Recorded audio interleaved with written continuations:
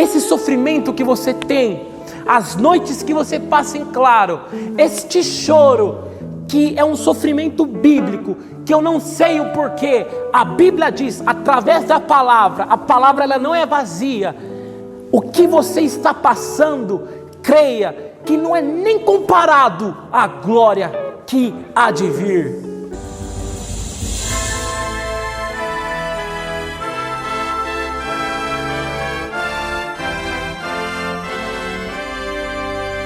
Assista o vídeo, se inscreva-se no canal, dê o seu like, ative o sininho, compartilhe com seus amigos e familiares, para que possamos levar o verdadeiro evangelho.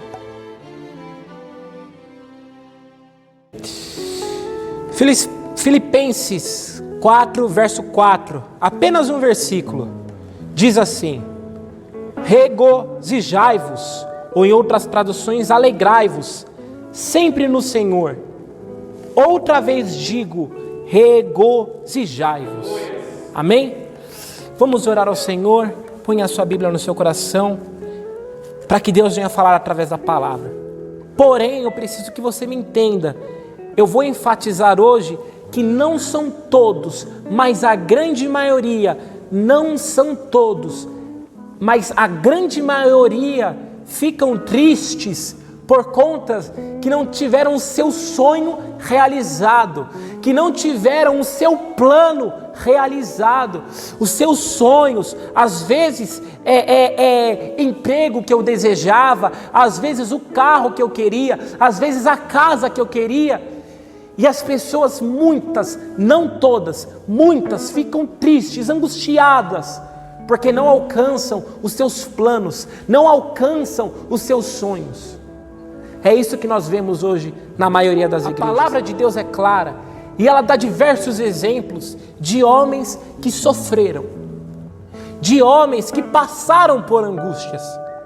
Mas por que eles passaram por angústia? Qual que foi a situação de eles sofrerem, de estarem tristes? Eu vou dar alguns exemplos rápidos. Primeiro, a maioria do povo bíblico, a gente tem que entender que passou por angústias, passou por tristezas, mas eu vou citar alguns que me chamaram a atenção através da palavra. Primeiro, quando Moisés ele falece, quando Deus manda ele subir para um monte, ali recolhe Moisés, o povo ficou angustiado, triste por 30 dias, porque Moisés tinha partido. Então, é comum, é normal, a Bíblia diz que quando nós temos a dor da perca, a dor de um ente que foi, mesmo até sabendo que ele está em Cristo, a nossa carne, ela sente a falta, e essa dor, essa angústia é normal. Outra tristeza, eu vou falar bem rápido alguns exemplos. Davi ele peca, mandando Urias para frente da batalha, para ele poder ficar com Betseba. E nesse momento ele peca. E a Bíblia diz, é clara, que ele se arrepende ao ato de ele rasgar as suas vestes. E por que ele ficou triste? Por que Davi ficou angustiado? Davi ficou angustiado por conta do seu pecado. A tristeza de Davi foi por causa do seu pecado. Porque Davi pecava, ele ficou triste, angustiado, porque ele pecava. Outro exemplo, para ser bem rápido, Jeremias ele chorava, ele tinha dores, conhecido como profeta chorão, porque o povo pecava, porque o povo se extraviava, e Jeremias, acredito eu, que tinha dores de parto por conta do povo, pelo pecado do povo. Então Jeremias chorava, era angustiado por conta da sociedade que pecava. Outro exemplo é sobre Elias. Elias venceu os profetas de Baal quando Deus responde com o fogo do céu. E Jezabel naquele momento mandam perseguir Elias. E mandam para que se achasse Elias, matasse Elias. E Elias se escondeu na caverna. E a Bíblia diz que ele pediu a morte para Deus. E por que Elias se angustiou? Por conta da perseguição contra ele. Por conta que Jezabel mandaram matar Elias. Aí ele se angustiou por conta da perseguição que ele sofria. Outro exemplo também é sobre Paulo. Sobre Paulo eu vou dar 2 exemplos. O primeiro exemplo foi colocado um espinho na sua carne. E aquele espinho poderia ser tanto um pecado, poderia ser tanto uma perseguição, ou poderia ser uma enfermidade. Ninguém sabe ao certo, mas ele se angustiava por conta que ele tinha um espinho na carne. E ele pediu para Deus tirar o espinho da carne, e ele ouviu uma resposta de Deus, falando assim: Paulo, a minha graça te basta. E Paulo também, ele sofreu para que Cristo fosse gerado em vós, conforme Gálatas 4. Paulo, ele falava assim: eu tenho dores de parto, para que Cristo seja gerado em vós, para que o Evangelho fosse formado em vocês, para que o Evangelho fosse anunciado em vocês, para que Cristo fosse gerado em vós. É o que eu digo, muitas pessoas sofreram na Bíblia, todas sofreram. Tem um louvor que diz que nunca vi um justo sem resposta e ficar no sofrimento, mas não, querido, a maioria ou todos sofreram, mas qual que foi o motivo do sofrimento deles? A maioria foi essa, por conta do seu pecado, pecado da sociedade, a perca, um espinho na carne. Agora eu venho ter uma reflexão: por que a igreja atual sofre? Muitos sofrem sim por conta disto, porém a maioria deles sofrem porque não tiveram o seu sonho, porque não tiveram o carro que queria, porque não tiveram a casa que queria. Por que eu digo isso? Porque, preste atenção, nós vivemos em uma geração que o Evangelho é adulterado para te fazer o seu ego satisfeito, para colocar você no centro. E o que acontece hoje? Um crente hoje na igreja, ele não pode sofrer. Você está sofrendo, então é um diabo. Um crente pregado hoje é um crente que não pode ter uma doença, não pode não ter dinheiro. Isso que é pregado hoje na maioria, não em todas, na maioria das igrejas. O crente hoje não pode, se tiver doença é o diabo, se não tiver dinheiro é o diabo, se não tiver carro, a casa, a mulher, tudo perfeito é o diabo. O Evangelho traz consigo renúncia, o Evangelho traz consigo perseguição. Jesus diz: se eu fui perseguido, vocês certamente serão perseguidos por conta do meu nome. E hoje as pessoas não querem sofrer, as pessoas não querem passar perseguição, angústia. Eu não vejo um povo sofrendo por conta dos seus pecados. É difícil. Você vê alguém como Davi: estou me quebrantando. Na época ele rasgou as vestes, mas eu não vejo ninguém rasgando o coração porque eu pequei. É difícil você encontrar Jeremias que rasgavam o seu coração porque a sociedade estava em pecado. Você rasgava o seu coração porque está sendo perseguido por conta do nome de Cristo. É difícil. Então, hoje o sofrimento, a maioria, não todos, para enfatizar, é por conta dos seus sonhos, do carro, da doença. A Bíblia nos dá várias vertentes de felicidade. Mas o que muitos procuram para ser feliz? Muitos vão para a igreja para procurar ser feliz. Mas no que ele vai ser feliz? Ele vai ser feliz em Cristo? Não. As pessoas, a maioria delas vão para a igreja para ser feliz numa palavra positiva. Porque aquilo que eu falar vai dar certo. Ou muitas pessoas vão para a igreja buscar felicidade numa revelação do homem. Eis que eu te digo que você vai ter um carro do ano, casa do ano. Aí sim a pessoa é feliz. Eles buscam, a maioria das igrejas buscam felicidades nas riquezas desta terra. E agora, o que me chateia mais são as pessoas que conhecem a doutrina da graça, que conhecem o verdadeiro evangelho. Muitas pessoas conhecem a doutrina da graça, mas mesmo assim ficam tristes. Por que isso me injuria mais?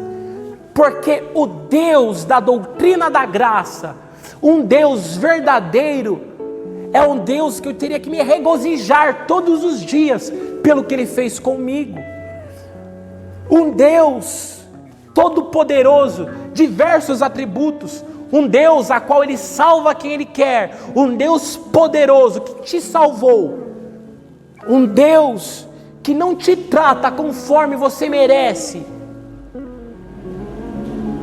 um Deus que se ira, porém quando Ele se ira, a ira dele é desviada para Jesus, um Deus da graça, e as pessoas não ficam felizes com esse Deus. É isso que eu fico, o que machuca mais. A gente às vezes prega um Deus bíblico, muitas igrejas pregam um Deus bíblico, e mesmo a pessoa lá sentada, mas eu queria um carro, eu queria uma casa própria, prosperidade. Mas não, meu querido, a sua felicidade não está nas riquezas desta terra. A sua felicidade tem que estar em Cristo. Esse é o motivo de eu me regozijar hoje.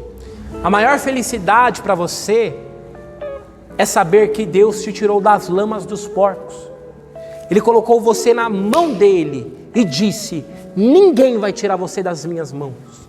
É isso que me faz feliz, não as riquezas dessa terra. Então essa é a primeira parte da pregação. Agora eu já vou entrar para o final. Agora aqueles exemplos que eu dei para você, querido, que sofre, tem uma angústia, que é perseguido por conta do nome de Cristo.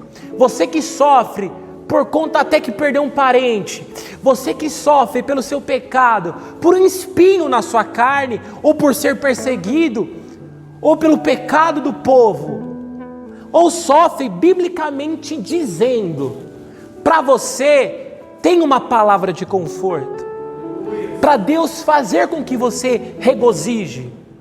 Preste atenção, os irmãos da igreja de Romanos estavam tristes, e o que acontecia? Naquela época, Nero estava matando os cristãos, e ali os cristãos poderiam estar falando: Paulo, nós estamos aqui sendo perseguidos, nós estamos aqui amando da espada de Nero,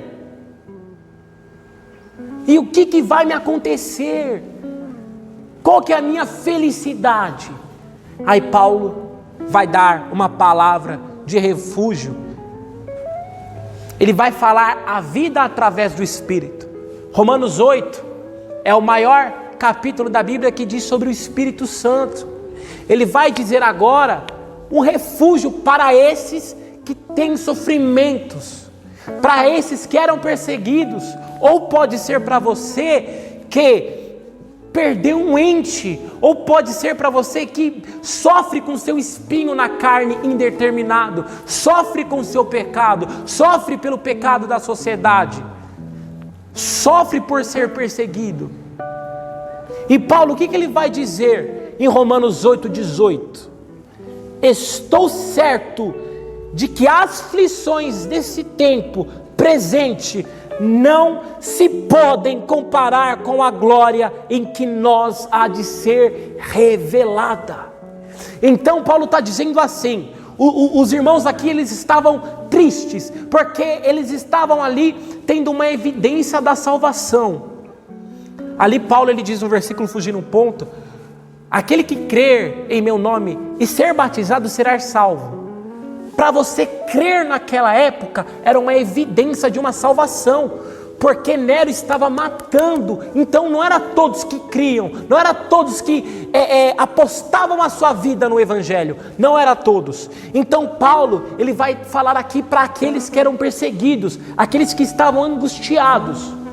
E essa palavra pode ser para você que está angustiado, que está nesses exemplos que eu disse. E o que ele vai dizer? As aflições desta terra, as agonias desta terra, para você não vai nem ser comparada com a glória que há de vir.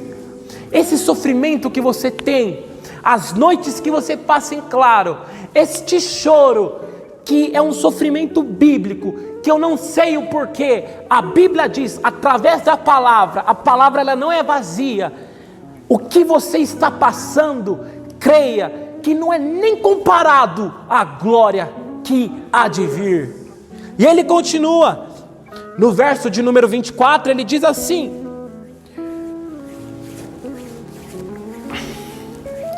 vai ser mais 3 versos. No verso de número 24, ele vai dizer assim, porque em esperança fomos salvos. Ora, a esperança que se vê não é esperança, porque alguém vê como a esperará. O 25, ele diz assim: mas se esperarmos o que não vemos com paciência, o esperamos.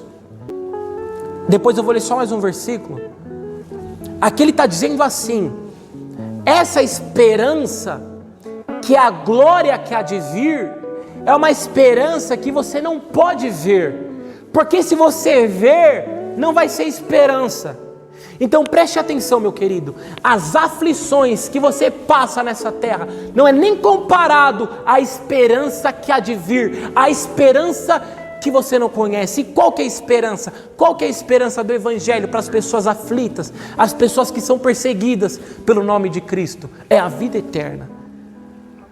Lá, meu amado, é a esperança do Evangelho, a esperança que nós não conhecemos.